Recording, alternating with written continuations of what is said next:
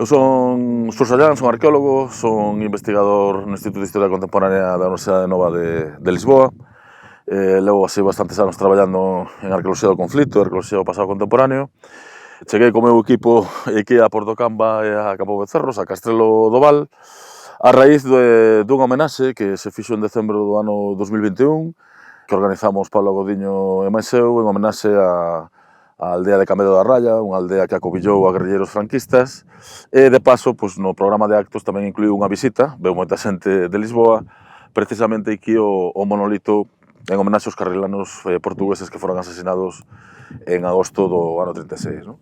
Nese evento, pois, entramos en contacto co Concello de Castrelo do Val, nunhas conversas informais, conocimos aquí a Xosé Luis Santiago, que é o concelleiro, e, bueno, plantexamos a posibilidade de continuar este longo proceso xa de recuperación da memoria, porque o Concello xa leva moitos anos reivindicando, non, a figura destes carrilanos, a propia comunidade local, a Asociación Carrilanos, e, bueno, pois decidimos reiniciar esas investigacións, que xa outros historiadores pois xa recabaran bastantes datos, pero, claro, o noso interese é chegar á paisaxe e tentar localizar esas fosas comuns onde están estes carrilanos. ¿no?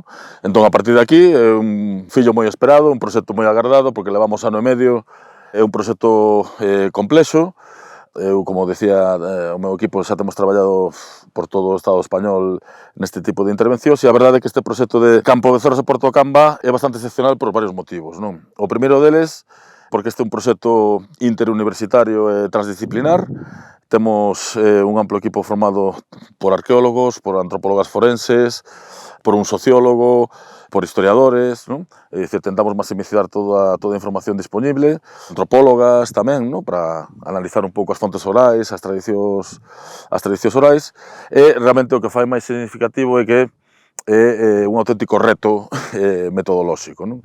É dicir, estamos falando dunha paisaxe extremadamente modificada desde o ano 36 polos modelos de explotación do territorio, sabedes aquí a repoboación forestal, novamente o camiño de ferro, non? Co AVE feito nestas últimas décadas.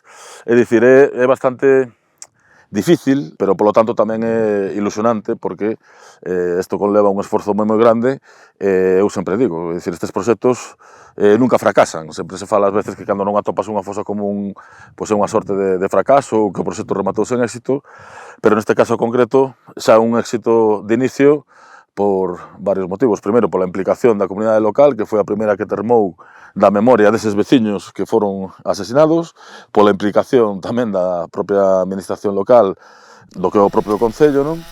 E despois, bueno, porque a día de hoxe xa temos testadas moitísimas metodoloxías e formas de traballar que vamos contrastar tamén aquí, non? É dicir, podemos contrastar metodoloxías, se poden servir para este tipo de paisaxes tan modificadas ou non. Pois o noso objetivo é un proxecto de longa duración. Nesta primeira fase, que tamén é unha fase exploratoria, estamos á procura dunha, supostamente, fosa individual de Antonio Ribeiro, que, bueno, foi sepultado polos veciños en algún sitio aquí no lombo do Marco.